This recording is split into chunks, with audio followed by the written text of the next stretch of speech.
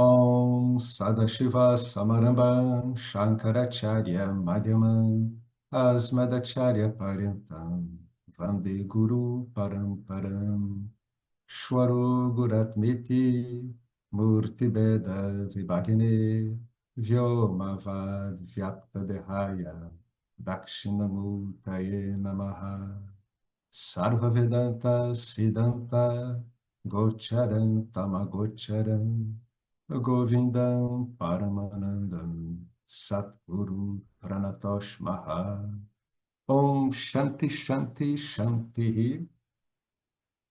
Então, mais uma vez aqui, boa noite. Estamos vendo aqui o mantra, o terceiro mantra da segunda sessão do segundo capítulo da Mundaka Upanishad, né? Bom, eu vou ler esse mantra aqui para a gente lembrar algumas coisas. Veja, aqui o mantra está dizendo como é que você vai lidar com o conhecimento usando o recurso que é o próprio Upanishad. O Upanishad está falando dela mesma, né? Tomando o seu arco, é a grande arma da Upanishad, deve-se nele colocar a flecha afiada pela meditação, puxando com a mente fixada naquele quem? Naquele que você quer atingir. Atinja o alvo que é de fato aquele imperecível ou adorável, né?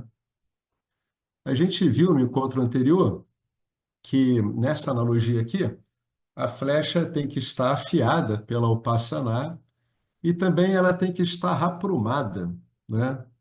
Uma flecha tem que estar aprumada para que ela vá para a direção certa e afiada para que ela fique no alvo, ou seja, ela fique no alvo, ou seja, para que a pessoa assente em Brahman, para que a pessoa fique lá, entre aspas, lá, né? Então, agora o Swami ele vai entrar aqui diretamente nas palavras desse mantra, né? Que começa com isso aqui, essa palavra enorme que termina com outro termo chamado Mahastram, Mahastram, a grande arma. O ensinamento das Upanishads representado pelo Om. Ele vai explicar como é que a gente vai usar esse Om. É o arco. É por isso que os sannyasis usam o mantra Omkara, Om, tá? É a mesma coisa. Para o Nididhyasana. Nididhyasana é você se firmar no seu dia a dia naquilo que você é. Nididhyasana faz parte da tríade do Vedanta, né? Que é ouvir, refletir sobre o ensinamento, então colocá-lo em prática. Como? Procurando encontrar o que é real em cada experiência sua no dia a dia. Essa é a meditação, tá? E esse Om é o que vai ser usado para o Nididhyasana aqui. É um recurso que o Swami está mostrando para a gente, é uma alternativa, né? É um modo de lidar com isso. Por quê? No momento em que a palavra Om é pronunciada, para eles é como a bandeira que representa um país. Para eles quem? Para os estudantes, para os professores. Omkara é a bandeira que representa todo o sistema de ensino. É uma representação. Portanto, esse termo aqui, a gente viu na última aula, né? Agora ele vai partir para uma outra leitura desse termo aqui, Charan Sandadhita. É Sandaita. Ele está dizendo que, em vez de ser Sandadita, você pode entender como Sandaita. Vamos ver o que que é. Ó. Ambas estão certas. Isso aqui é mais importante para quem está estudando pelo sânscrito mesmo, né? Sandaita é de uso védico. Sandadhita é o uso gramatical correto. O que que isso quer dizer? Isso significa conectar, ligar. Então, veja bem, aqui você deve se conectar. O que significa o Jivatma deve estar conectado aos ensinamentos? O que que significa isso? Assistir às aulas. Simplesmente isso. O Jivatma deve estar ligado aos ensinamentos. Venha às aulas regularmente, não mate aula. Tudo bem, se você matar aulas, proceder de algum outro jeito. O que é que vai acontecer? Vai faltar um número daquela senha que ele falou ali. Você não irá obter o impacto total que esse ensino visa. Logo, Shravanam, ouça o estudo consistente e sistemático das Escrituras por um período de tempo, né? Então, você ouve, você faz um manana, que é compreender o que você ouviu, e finalmente você aplica isso no seu dia. E sob a orientação de um acharya competente, né? Esse Sara é a essência, Sandanam tem um monte de, eu vi no dicionário, tem um monte de significado.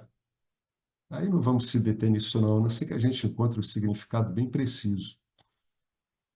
Aí o Swami continua. Nunca se pode ser espiritual sem ser religioso. Bom, pois é, não é o caso de muitos de nós aqui, né?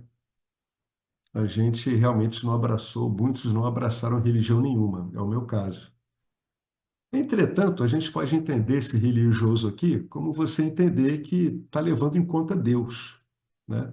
Você pode ser um mau religioso ou um bom religioso, mas é melhor você ser um mau religioso do que não ser um religioso nenhum. Pelo menos você está levando Deus em conta, né? É o que ele está querendo dizer aqui. Lembra que Krishna disse para Arjuna, no Bhagavad Gita, que isso deve ser ensinado para as pessoas religiosas? O que ele está querendo dizer? É as pessoas que levam em conta Deus. Não importa a visão que elas estejam de Deus, tá? Isso, por enquanto, não importa. O que importa é que está na equação da vida da pessoa. Agora, a Upanishad dá um aviso. Antes de colocar a flecha, certifique-se de que a mesma está balanceada e afiada. No caso do exemplo, usa-se um martelo para aprumá-la, né? É como o armeiro, ele apruma uma flecha. Ele vai lá, pega o martelo, pega uma bigorna e dá umas pancadinhas. Depois coloca a flecha numa pedra de amolar e afia. Né? Você não vai fazer isso com o aluno, não vai dar uma martelada nele e nem vai amolar ele numa pedra de amolar. Não é isso, isso é só uma analogia. No caso do estudante de Vedanta, aprumar e balancear é seguir o Karma Yoga e o Passana Yoga. Quando começamos a assistir às aulas, podemos achar que somos estudantes veteranos. Não diga estufando o peito, para nós, puja e puraskara não são mais necessários, né? Puraskara são todas, são observâncias, né? Tem até uma observação aqui interessante, né? É uma observância que consiste na repetição de um mantra tantas centenas de milhares de vezes quanto as sílabas neles contidas. Isso é feito com regras rígidas relativamente à dieta, número de japa, fazer por dia, postura, etc. Está aqui o Swami, como sempre, lidando com o ambiente, né, cultural religioso da sociedade dele. Ele sempre chama atenção para isso, né? Isso é o que caracteriza a religião de um hinduísta. Ele está dizendo, se você é um religioso hinduísta, né, se você é um hindu mesmo, você não diga que isso é mais necessário. Não parem com a vida religiosa. Veja bem, nunca abandone a vida religiosa. A vida religiosa não dá conhecimento. Isso é coisa do Jnana Yoga. Jnana Yoga é que dá conhecimento. Mas apruma. Apruma o quê? A flecha. Apruma o seu caráter. Apruma a sua personalidade, né? Purifica, digamos assim, a mente, né? O Karma Yoga é um espetacular purificador da mente, né? Por quê?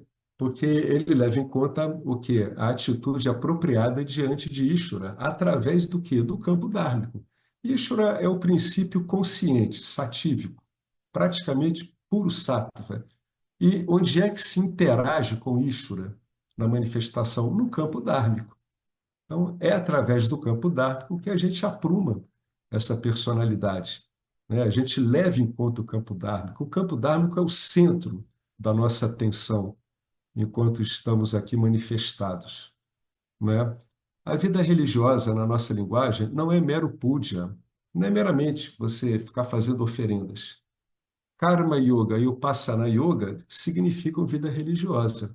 Apenas um estudante religioso pode se beneficiar de Vedanta. Eu também dei uma palestra. Você pode ser espiritual sem ser religioso? Na filosofia ocidental, pode ser possível. No que diz respeito ao Veda, nunca se pode ser espiritual sem ser religioso. É o que está indicado aqui, né?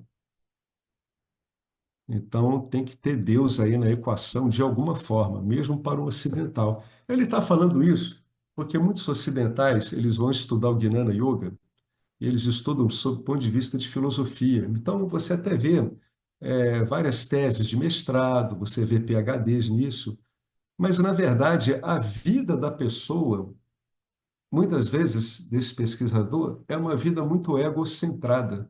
Não está sendo levado em conta todas as relações inerentes ao campo dármico. Então, ele sempre chama essa atenção, né? É muito cuidado com isso. Muitas vezes a pessoa tem uma abordagem que é uma abordagem meramente de estudo, intelectual. Ela é boa, tá, gente? Mas ela não serve para o que nós estamos querendo, né? Precisa-se de uma base, precisa-se do Karma Yoga. Você precisa estar bem de Karma Yoga, precisa aprumando o Karma Yoga. Para Karma Yoga vai aprumar a sua seta. A meditação vai afiá-la. Por quê? Porque vai tornar a sua mente suficientemente sutil e focada. A gente já falou várias vezes a capacidade da mente de não ser apenas afiada, como ela também manter esse fio. E a gente está falando de uma questão de foco. É isso que a gente está dizendo aqui, foco. Foco e capacidade de manter foco, né? E o Karma Yoga, ele dá uma retificada na sua conduta. Qual é a vantagem de uma conduta retificada pelo Karma Yoga? O seu nível de atrito com o campo dármico cai praticamente a zero, né? Então, é fundamental isso, a pessoa abandonar uma visão de conflito com o campo dármico. O campo dármico é mais importante do que a personalidade, é isso que ele está querendo dizer aqui. Tá? O fundamental é que você atue em prol do campo dármico. É bem diferente de uma abordagem egóica. Você pode abordar o Vedanta tendo uma base egóica, mas naturalmente, se você realmente levar em conta esses ensinamentos, você vai ter que olhar para isso e refazer isso aí tudo também ao longo do tempo. Não tem opção, né? Porque sem uma atitude dita religiosa, onde é que está Shraddha, né? Como é que vai ter Shraddha? É a confiança total no meio de conhecimento que é a Escritura, como algo que basta a si mesmo. Como é que isso vai ser possível? Não vai ser possível, né? Então, ele vai para uma palavra que é muito importante, retraindo essa palavra aí, eu passar nishtam. O Passana aqui refere-se ao Passana Yoga, é a prática, né? A gente já viu aqui várias vezes o que é o Passana Yoga. É uma meditação de cunho devocional, geralmente feita em prol de um devatar, de uma deidade que apresenta as características que são adequadas a você. Não me pergunte o que é o Passana Yoga. Confira Introdução ao Vedanta, que é um livro de Swami Paramarthananda. Nós já vimos tudo isso muito elaboradamente. Na Bhagavad Gita, nós vimos em detalhe. O Passana aqui significa o Passana Yoga, que deve incluir Karma Yoga também. Por Nishtam, entenda-se que o estudante é aprumado e afiado, né? Ele tem capacidade de manter foco e ele está com a mente purificada, ou seja, ele não está interagindo com o campo dármico de um modo inapropriado. Isso que é uma mente purificada. Quando o aluno chega preparado, para o guru o trabalho é mais simples. Caso contrário, isso significa que o guru tem o mal para Arábida, né? Portanto, ele tem uma tarefa mais difícil. Ele vai em cima dessa palavra aqui, está no final da primeira linha, ó. Ele já falou dela um pouco acima. Sandaita, mas ele disse que o que deve ser levado em conta é Sandadhita. Depois disso, o que se deve fazer?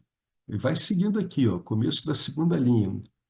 Ayamya, ao se atirar a flecha, inicialmente ela tem que ser retraída. Isso é bastante importante, né? Só então ela irá para frente. É assim que o arqueiro faz. Ele retrai a flecha para dar empuxo pela corda da flecha, né? Ele dá um potencial ali e depois solta. O retraimento da flecha é importante. A flecha é quem? A sua mente. Então a sua mente está se retirando, né, dessa sinalética mundana, digamos assim, desse envolvimento mundano. Da mesma forma, quando você chega ao Vedanta, retrai a sua mente para a aula, afastando-a desse Pancha-anatman. Vocês sabem o que é Pancha-anatman? Pancha-anatman são aqueles 5 envoltórios. Cada envoltório daquele é chamado de anátema. Por quê? Porque ele não é real. E Pancha é 5. Então, o corpo físico, o corpo energético, o corpo búdico, o mental e o causal é o que se chama de Panchanatma. Então, afasta ela desses envoltórios, né? O seu foco não é aqui. A gente pode usar esses envoltórios para facilitar a nossa investigação, mas não vamos trabalhar esses envoltórios, entende? A gente usa eles para lidar com a investigação, mas não podem ser o nosso foco de atenção. Eu tenho que aprumar minha energia para eu ser contente. É a mesma coisa, né? Eu tenho que ter uma mente perfeita, tenho que ter uma mente santa. É disso que ele está dizendo aqui, né? Então, retrai a sua mente, né? Afasta ela desse envolvimento com o mundo que em você aparece através de uma série de interações com esses 5 envoltórios que a gente já viu. Preocupações familiares. Epa, preocupações profissionais. Se você também as trouxer para a aula, então a mente não vai estar disponível. Esse que é o grande problema. Logo, retire a sua mente do mundo exterior. Assim que você deixar as sandálias na porta, todo o seu raga do eixa deve ser abandonado. Todas as suas afinidades, todas as suas repulsas devem ser deixadas para trás. A mente deve estar preferencialmente vazia, receptiva, receptiva, para ser preenchida pelo ensinamento da Upanishad. Portanto, a yamya é um meio, é converter uma mente extrovertida numa mente introvertida. Aí ele continua aqui, né?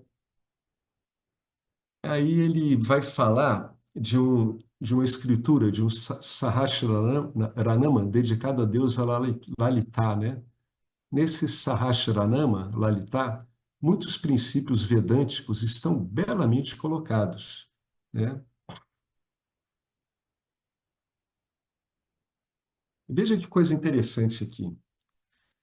Ele está dizendo que essa deusa, Lalita, Karanishwari, tá? É uma visão feminina de Ishvara. Esse finalzinho aqui, ó, tá? É uma visão feminina, uma deusa. Uma deusa para representar quem? O próprio Ishvara. A gente poderia dizer a própria Ishvara. Ishvara muitas vezes entra com uma palavra neutra. Então, veja bem, isso pode ser compreendido apenas por estudantes cujas mentes não são extrovertidas, né? Porque, na verdade, quando a pessoa ela tem um devatá desse, um objeto de adoração, ela tem que saber que isso é um recurso. No fundo, ela está usando aquilo como espelho para ela mesma, né? Um modo de você lidar com o teu sistema mental e aprumar ele. Você direciona o sistema mental. Uma pessoa com a mente preocupada nunca pode compreender o ensinamento. Uma mente preocupada é uma mente rasa, em termos assim de aprofundar em si mesma. Ela é rasa, ela é superficial. Por quê? Porque ela está estrojetada. Assim, a yamya significa retirar-se do mundo, né? Antigamente, ia-se para o Gurukulam, que é onde fica o guru e os alunos, né? É a casa do guru. A rigor, é onde o guru vive com a família dele. Mas muitos acabam deixando os alunos viverem lá também. Não havia quaisquer transações mundanas e nem sequer dinheiro. Dinheiro é o problema. Temos de planejar todas essas coisas. Sem dinheiro, sem relações. O Veda Purvabhaga, a porção anterior do Veda, a ritualística, ela era estudada nessa fase da vida que a gente já viu, Brahmacharya. Absolutamente nenhuma transação. O Vedanta Bhaga era estudado em Sannyasa Ashrama, também uma outra fase da vida, que é a fase do renunciante. O primeiro é um estudante, é um brahmane em estudo. O seguinte já é um renunciante. Absolutamente nenhuma transação. E o Brahmacharya Ashrama também não há transações. No Sannyasa Ashrama não há transações. E eles conseguiam estudar. Ele está falando, no fundo, da disponibilidade, né? Esse tipo de configuração preconizado pelo Veda libera o indivíduo para que a mente dele esteja disponível. Esse que é o segredo disso aqui. Às vezes as pessoas não entendem porque que o Veda preconiza isso. É, se- é principalmente para a disponibilidade mental, né? Para deixar a pessoa focar a mente com uma maior facilidade. Ah, é difícil fazer isso numa vida em família? É difícil, não é impossível, né? É aquela coisa, né? É o grihasta, é o indivíduo que é o chefe de família. Sim, pode ser também. Nesse caso, é mais fácil para uma mente fazendo Karma Yoga, porque a atividade de um chefe de família não para nunca, né? Então, através dessas fases preconizadas pelo Veda, as pessoas conseguiam estudar. Mas agora estamos lutando para estudar Vedanta em qual ashrama? Olha, é o Grihastha Ashrama, não é só isso, é o Maha, é o Mega Grihastha Ashrama que hoje em dia tem. É uma massa de interrelações que a gente tem com o mundo mundano, né? Isso habitualmente. E se você então começa a lidar com a internet, você é inundado, né? Digamos assim, a inundação da internet na mente das pessoas. Né? Muitas vezes é difícil, a internet ela vira um obstáculo dificílimo, né? Porque tudo aparece muito rápido e pronto na sua frente. E ele está dizendo: eu não digo que não seja difícil, tá? É difícil numa vida mundana, mas não é impossível. O que eu digo é que, quando vocês estiverem na aula preocupados, tentem não se preocupar. É um exercício, é uma prática, é uma tarefa que temos de fazer. Não há outra maneira. Assim, a yamya, né, faça esse retraimento da mente. Retraia ela das interações mundanas. Pratique isso.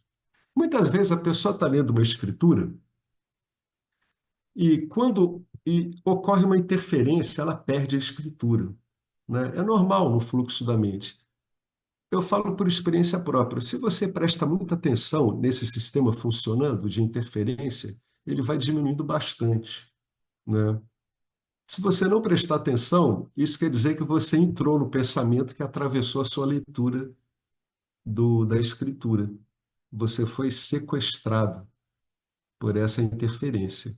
Então, isso tudo, gente, é prática, é insistência. Quanto mais tempo você vai dedicando diariamente a uma escritura, ou melhor dizendo, quanto mais metodicamente você vai lidando com uma escritura, mais você vai saber lidar com essas interferências, né? Alguns fazem pequenos rituais, outros meditam, outros ficam quietos no canto, e outros acabam aprendendo a se concentrar nisso em qualquer lugar. Cada um encontra o seu jeito, não importa. Não tem um jeito melhor do que o outro. Você tem que encontrar o jeito que é mais adequado a você, né? Volte a sua atenção agora para Karanishvaraha, né? E tendo retirado a mente do Karya Prapancha, desse mundo, desses efeitos aí, ó, dos 5 efeitos, né? Volte a sua atenção para Karanishvaraha. Aí ele começa a citar os termos aqui do mantra, né? O segundo termo, Bhavagatena, Bhagavatena. Tad significa o quê? É um pronome demonstrativo, Karanishvaraha. Ou Brahman, ou Aksharam, imperecível. Todas essas palavras. Bhava, Bhava é uma coisa muito interessante. Ó. A gente às vezes vê isso citado e não é bem explicado. Bhava significa que a mentalidade ou estado mental está direcionado para Karanishvaraha. Onde está esse Karanishvaraha? Olha, para efeitos iniciais de investigação, pode dizer que está no corpo. Não é certo. Tá? A Shankara até chama atenção para isso. Mas para facilitar o uso, sim, no corpo. Vamos lá, você está lidando com você mesmo, né? Primeiro você diz, a consciência está em mim. Depois você diz, a consciência sou eu. Bhagawan está em mim. Depois, Bhagawan sou eu.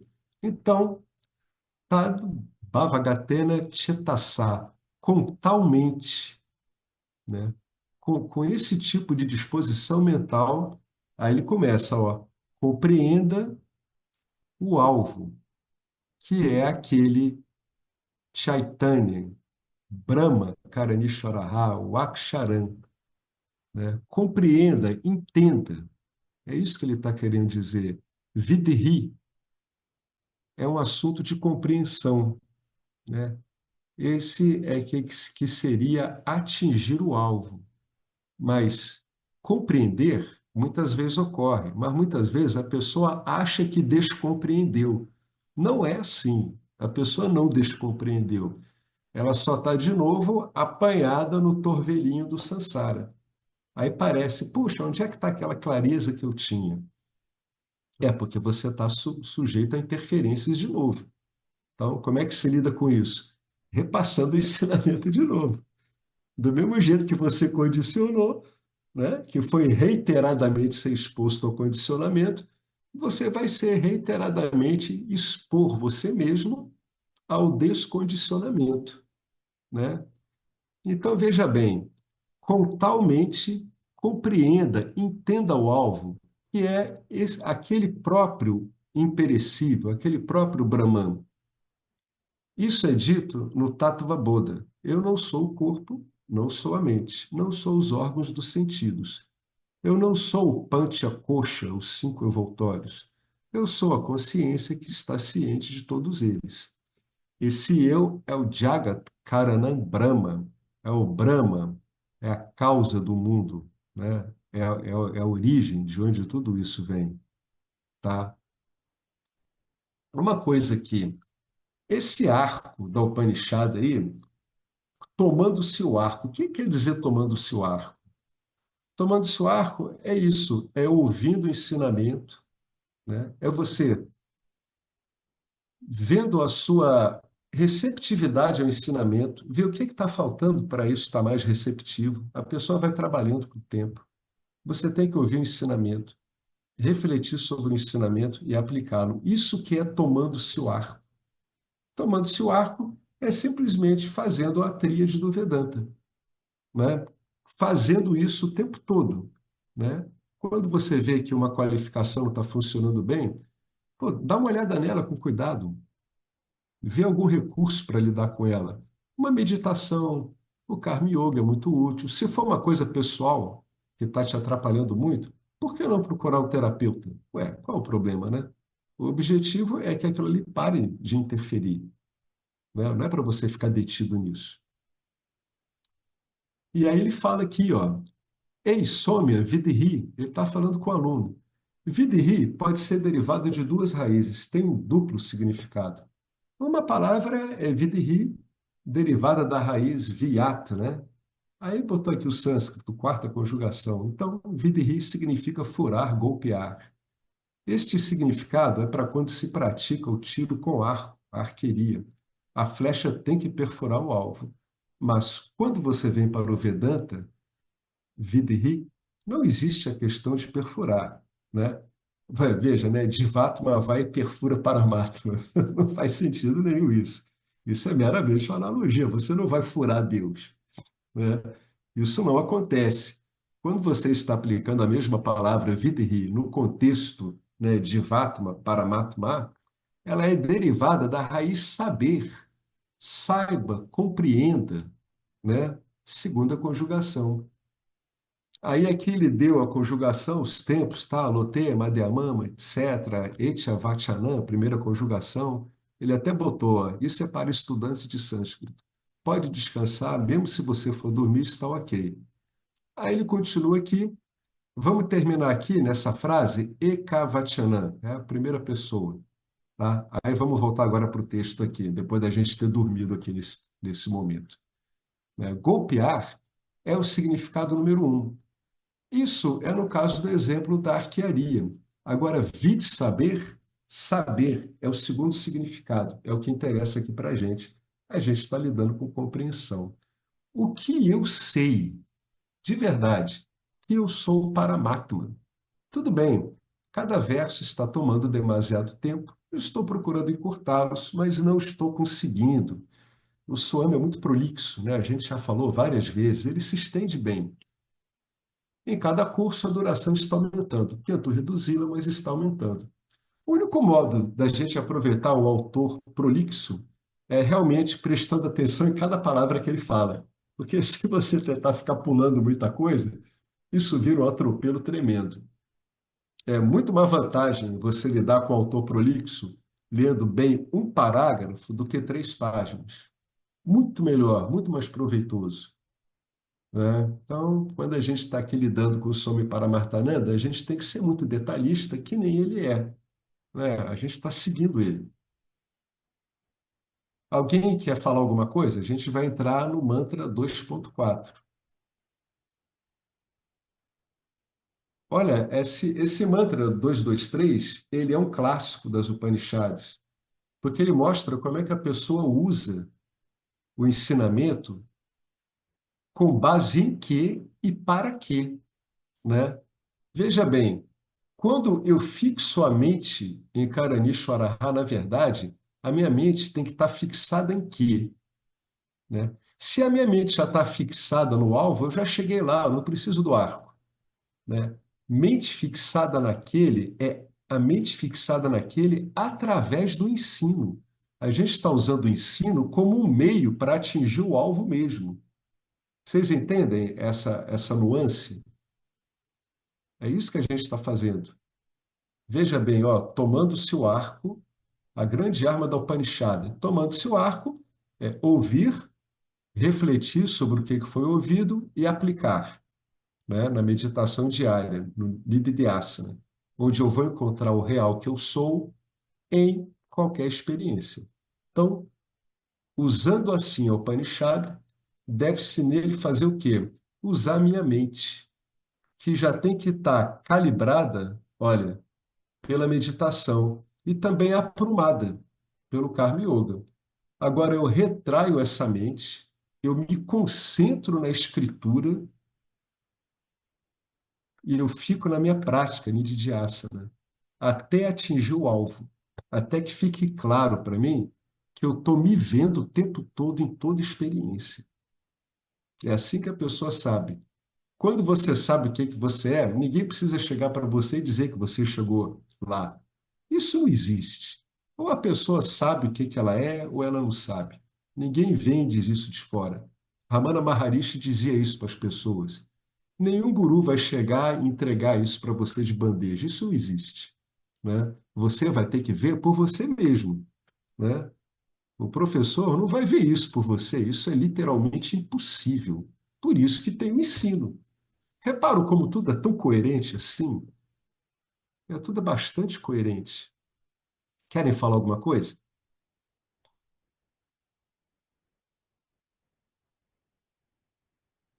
Eu parto do pressuposto que vocês estão quietos porque o ensino está funcionando. E como vocês estão persistindo, eu acho que está funcionando mesmo, porque senão não estariam mais aqui. Mas eu tenho certeza que está funcionando. Tenho certeza mesmo, né? De um modo ou de outro, ele vai funcionando. Então vamos lá. A gente agora vai para o 4, né? Esses dois mantras, na verdade, o 224 ele esmiuça o anterior, o 223. Agora é que ele vai explicar realmente o que é o que no mantra, que o Swami já deu uma adiantada, né? Então vamos lá. O Pranava, Om, né? Esse Om, chamou de Pranava, ele é o próprio ar. Ou seja, o arco está fazendo o quê?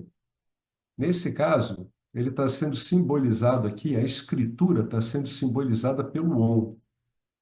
Se você fica meditando muito na escritura, e aquilo vai introjetando em você, você pode ter sim um mantra que, como se sintetizasse aquilo, vai sintetizar uma atitude mental sua, a atitude mental de quem se aprofundou na escritura. Om.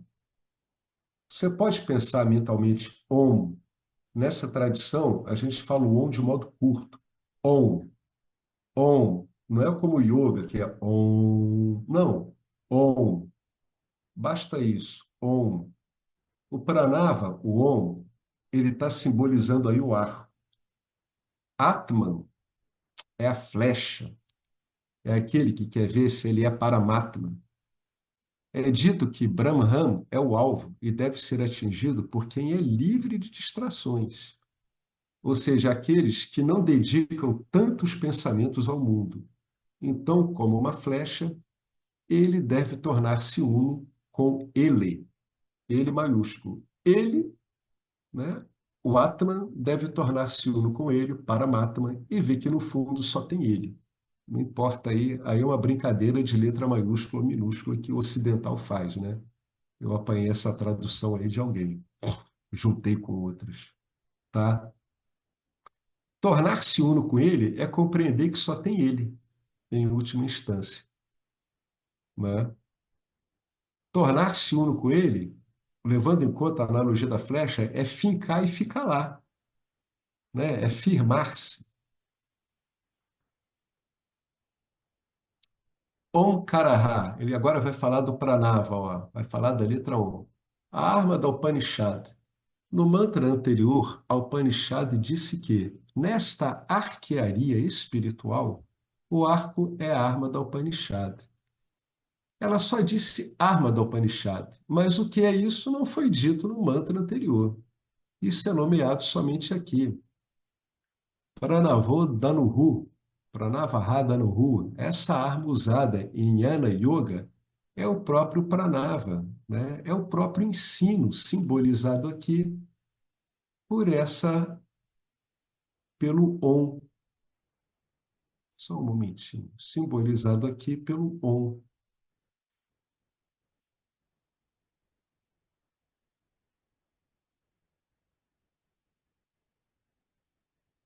Pranavaha significa Omkaraha, né? Significa o Om, tirando esse monte de flexões aqui das palavras. O Pranava aqui significa Om. Nava, a palavra, significa um nome, derivada da raiz nu, datu. A etimologia aí ele fala etimologia, segunda conjugação, etc. Então, Navarra é o nome, é aquilo que revela um objeto, né? A gente lida com os objetos através de nomes. O que que o nome faz? Ele revela um objeto, ele torna o objeto disponível para suas transações mentais. Então, Navarra é um nome ou uma palavra. Pra significa perfeito. Então, para Navarra significa o nome perfeito para Bhagawan. Por isso que se chama de Pranava.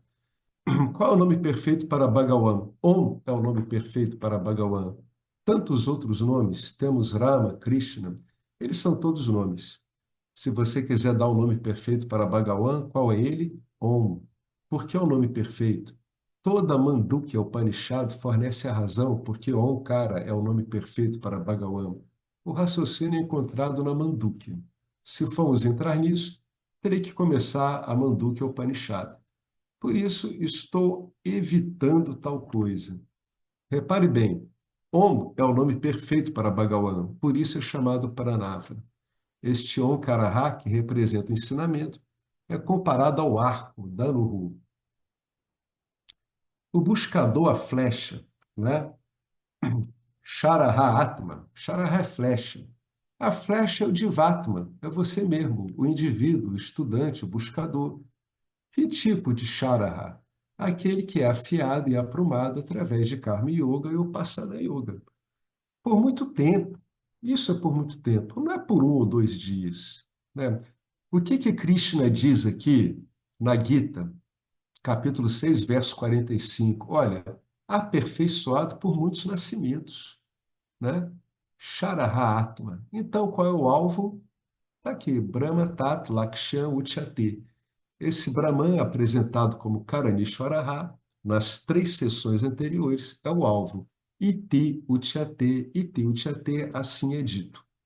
Assim diz a Escritura. Esse é o alvo. Quem é o arqueiro? Olha que coisa interessante. Aqui a Upanishad não diz quem é o arqueiro.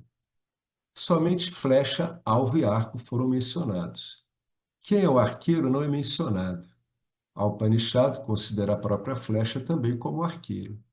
Porque em Jnana Yoga eu também sou arqueiro, eu também sou a flecha.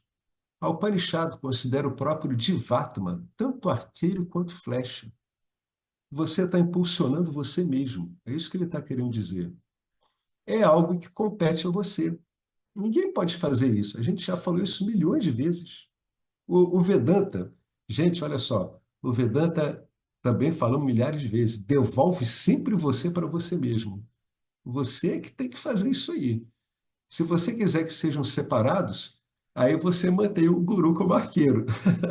Arruma um guru que ele vai ser um excelente arqueiro, né? Um bom guru. Mas o Upanishad não está falando isso. A rigor, a escritura, ela considera o Divatma tanto a flecha como o arqueiro, né?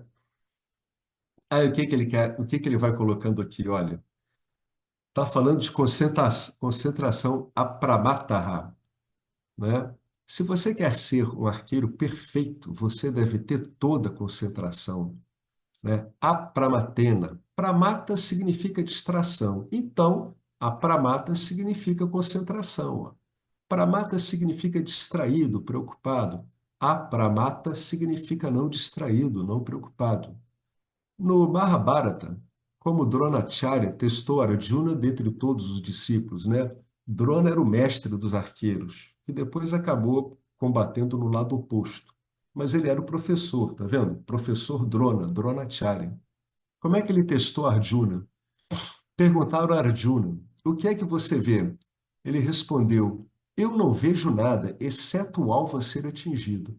Todos os outros diziam: eu vejo também uma árvore, eu vejo o céu, eu vejo o horizonte, eu vejo as pessoas em volta, a plateia. O Arjuna dizia: não, ele dizia: eu vejo só o alvo. O que mais você vê? Eu vejo o alvo.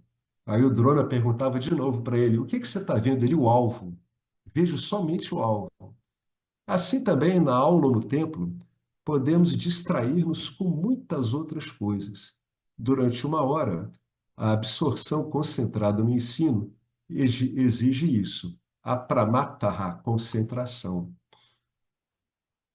Nunca perca o centro de gravidade, nunca perca o seu balanço, a base do seu balanço.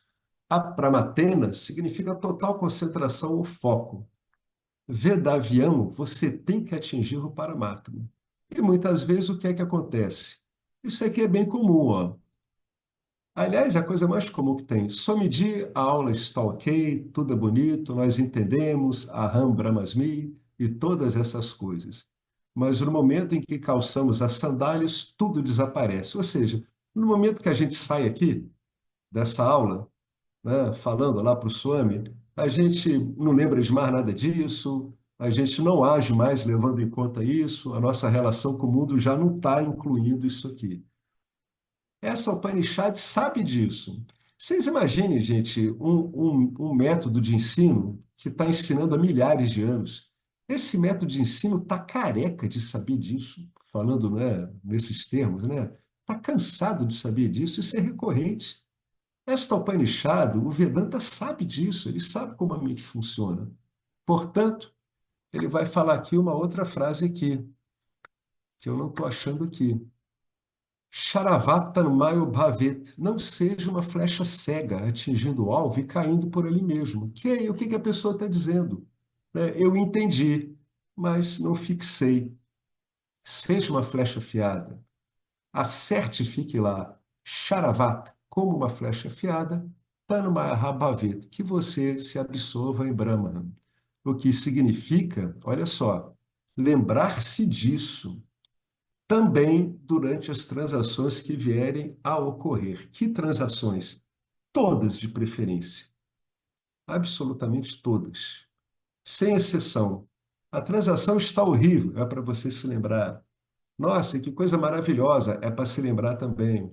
E se eu tiver uma epifania? Se você se lembrar durante uma epifania, você nem precisa mais vir para cá para encontro nenhum de Vedanta, né? Se você conseguir se fixar nisso numa epifania, então aí está perfeito. Não importa, é para se lembrar sempre, seja lá o que estiver ocorrendo, né? Veja o que que ele está falando aqui, ó. Ver, ouvir, tocar, cheirar, deixe que todos os vyavaharas, todas as interações, né, através dos sentidos, né, continuem como um ciclista nas estradas de Chennai. Seja lá o que ele fizer, ele nunca vai perder o centro de gravidade. É por isso que ele não derrapa. O nosso centro de gravidade é este ensinamento. Então, você tem o seu balanço no seu dia a dia, você tem a sua ginga, mas está sempre em torno desse ensinamento, está sempre recordando ele. Gente, qualquer meio de ensinamento, ele usa a memória e a recordação para firmar você no ensinamento. É a principal função da memória em qualquer ensinamento. Sempre trazer você para o ensinamento, sempre. Nunca saiam do centro de gravidade. Ao derraparmos, o samsara nos aguarda, pronto para nos engolir. É isto. Tan Mahabhavet. Não perca o seu centro de gravidade. Tá? Aí ele continua aqui. Vocês querem falar alguma coisa? Bom, vamos continuando, hein? O que que diz aqui o mantra 225? Ô, Alex, só uma Diga. coisa. Eu acho que eu estava pensando aqui, quando ele diz que você é o arqueiro e a flecha,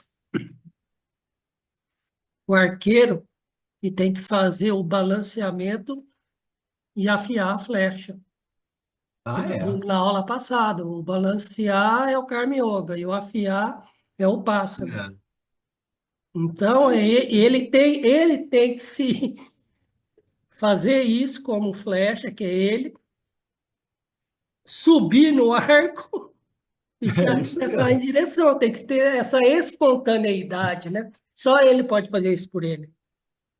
Só Pensei ele pode assim, fazer isso por ele. Exatamente, é isso mesmo. O arqueiro vai aprumar essa flecha e vai afiar ela. Esse é o trabalho do arqueiro. Antes dele pegar a flecha e retrair ela, é ele que vai ter que ir lá, né? Aprumar ela de algum jeito, aqui pelo Karma Yoga, vai afiar ela pelo Passana Yoga, até que pelo Gnana Yoga ele consiga botar essa flecha nesse arco da Upanishad e disparar ela. É isso mesmo, é o próprio arqueiro que faz isso aí tudo. É o próprio arqueiro que vai ter que empunhar esse arco, né? Em vez de empunhar outras coisas na vida, ele vai empunhar esse arco aqui.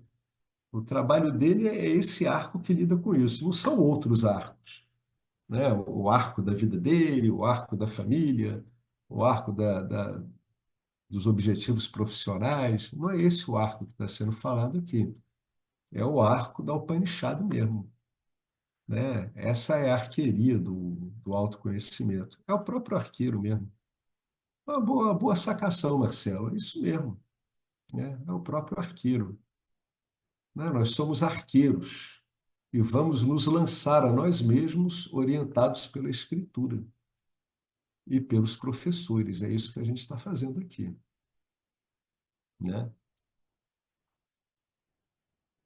Eu vou ler aqui esse mantra. Vamos lá. Aquele do qual são tecidos o céu, a terra, o espaço, a mente, todos os pranas. Conheça-o efetivamente como Atman, o único, e deixe de lado as outras palavras. Esta é a ponte para a imortalidade.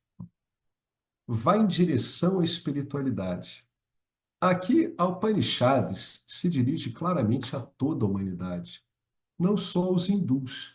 A toda a humanidade, a Upanishad está se reportando, dizendo que esta é a principal coisa a ser buscada. Nunca deem desculpas dizendo eu tenho que fazer isso e aquilo. É preciso dedicar tempo à espiritualidade e, gradualmente, aumentar esse tempo. Em Grihastha Ashrama, na fase do chefe de família, pode ser 25% ou 10%. Somidi tem que trabalhar 16 horas, tenho viajado para locais muito afastados.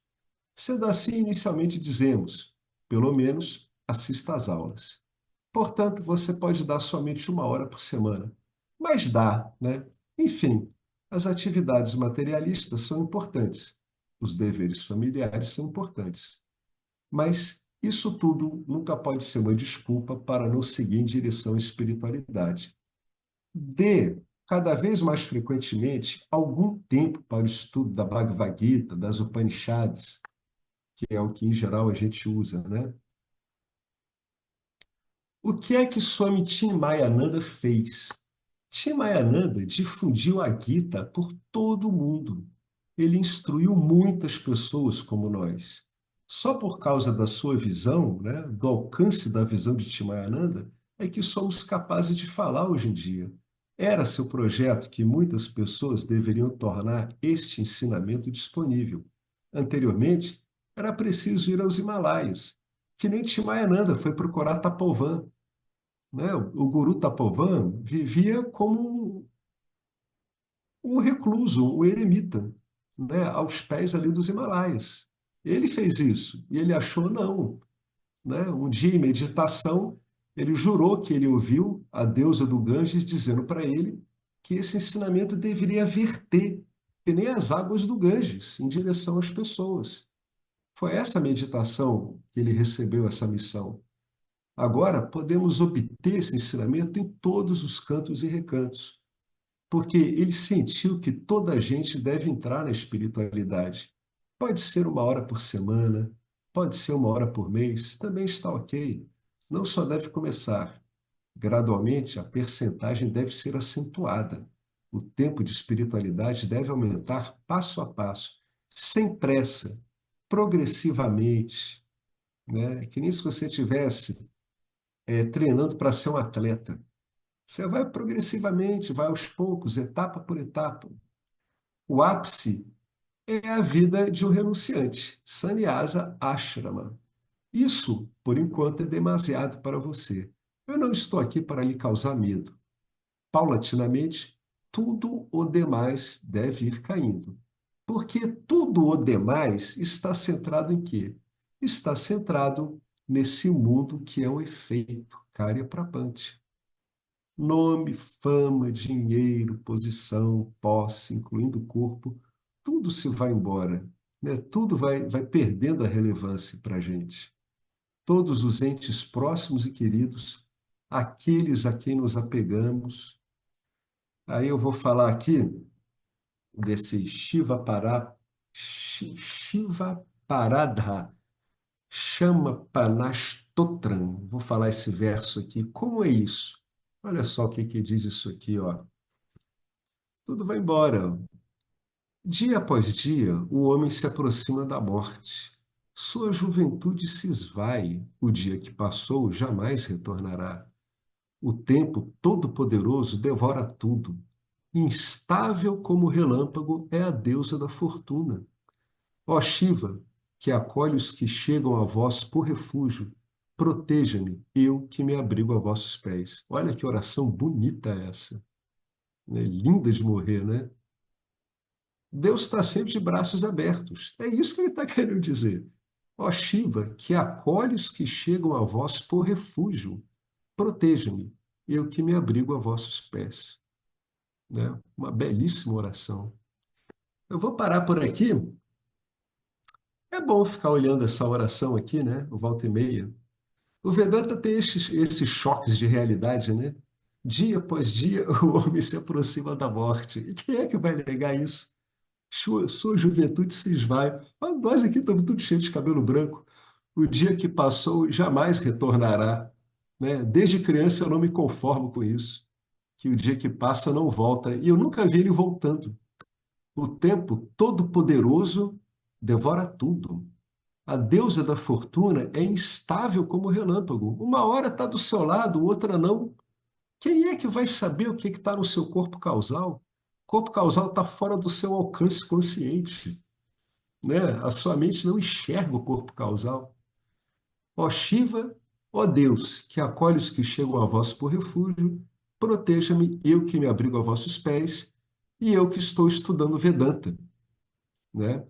Para saber, como dizia Hanuman, que enquanto eu não sei o que eu sou, eu sirvo a você. Quando eu sei o que eu sei que sou você. Né? Hanuman falou isso de um modo muito bonito, né?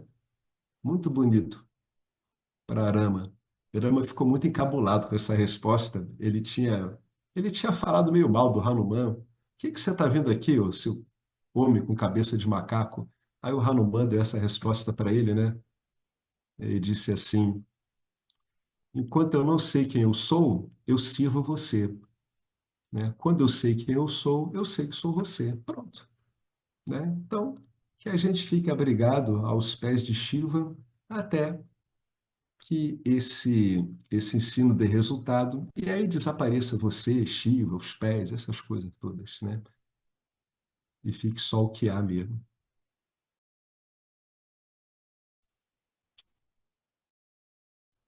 Tá joia, gente? Vamos parar então aqui, ó. Tudo se vai embora. Bom motivo para reflexão. Bom motivo. Olhar com cuidado que tudo vai embora aumenta tremendamente o seu discernimento. E aumenta tremendamente o seu desapego também, né? É saudável isso.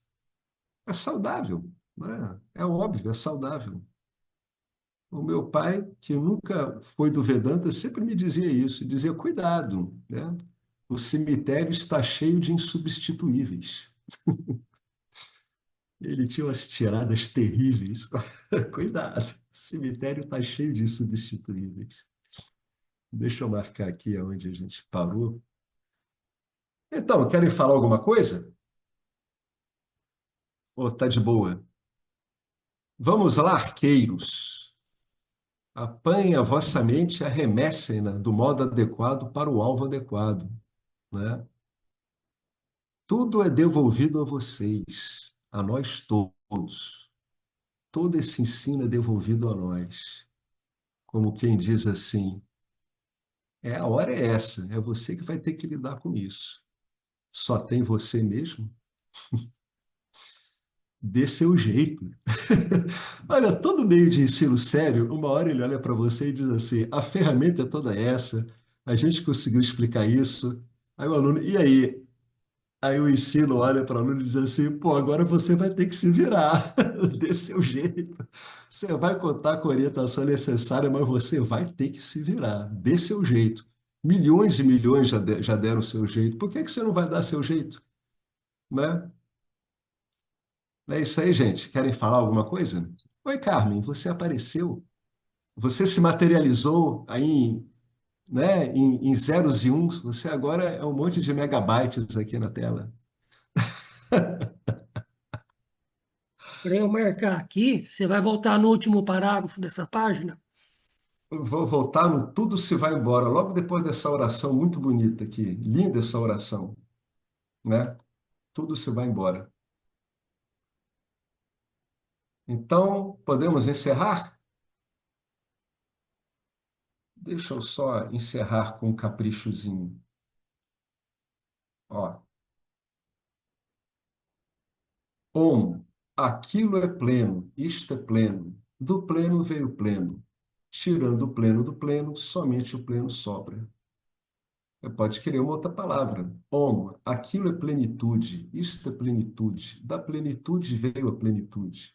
Tirando a plenitude da plenitude, somente a plenitude sobra. Ora, o que há a temer, né? Om Purnamada Purnamidam Purnat Purnamudachyate Purnasya Purnamadaya Purnameva Vasishyate Om Shanti Shanti Shanti Harihi Om Shri Guru Dev Namaha Harihi Om. Gratidão ao Dakshinamurti. Gratidão a podermos ouvir esse ensino e compreender. É isso, gratidão e se vira.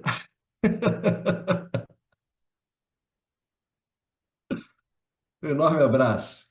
Tchau, tudo de bom. Até a próxima. Uma ótima semana. Olá, queria trazer aqui para vocês o quanto eu tenho me beneficiado dos ensinamentos do Vedanta. Esses ensinamentos do Vedanta, eles mudaram a minha vida, o meu estilo de vida, né? A partir de uma compreensão sobre Jagata, o mundo, sobre essa pura inteligência, Ishvara, sobre o Jiva, né? A mente, o funcionamento, sobre a aplicação do Karma Yoga diariamente na vida, o quanto isso beneficia a purificação da mente, né? Para poder daí acessar aquilo que é mais valioso. Aliás, eu diria sem valor estimável, inestimável, né? uma riqueza profunda, que é a compreensão sobre os ensinamentos de Satya, a consciência, a existência ilimitada que sou. Bom, eu sou uma aluna de Vedanta, desse grupo Vedanta Brasil, que iniciei a jornada, estou no começo da jornada, mas essa jornada seria impossível sem o apoio diário de um professor qualificado, o professor Arlindo Nagar, nosso professor, que dedica a sua vida, que dedica as batidas do seu coração exclusivamente para o ensino do Vedanta. Ele gosta de usar a frase, o coração que se doa recebe. Então ele é esse coração que doa. E aí a minha pergunta e o meu convite é: e você? Tem se beneficiado também dos ensinamentos, da compreensão, da clareza desses ensinamentos que são trazidos para nós? Sim? Se sim, o coração que doa recebe. Então o convite é: se você se beneficia, você pode também fazer uma doação. Essa doação, ela é necessária, apropriada, para a manutenção, né, desse ensinamento vivo diariamente para nós. E é um convite para que a gente possa nutrir esse grupo com o dar e o receber. E se você se beneficia, tenho certeza, qualquer valor mensal é suficiente. É o valor que o seu coração sentir, mas é um valor apropriado.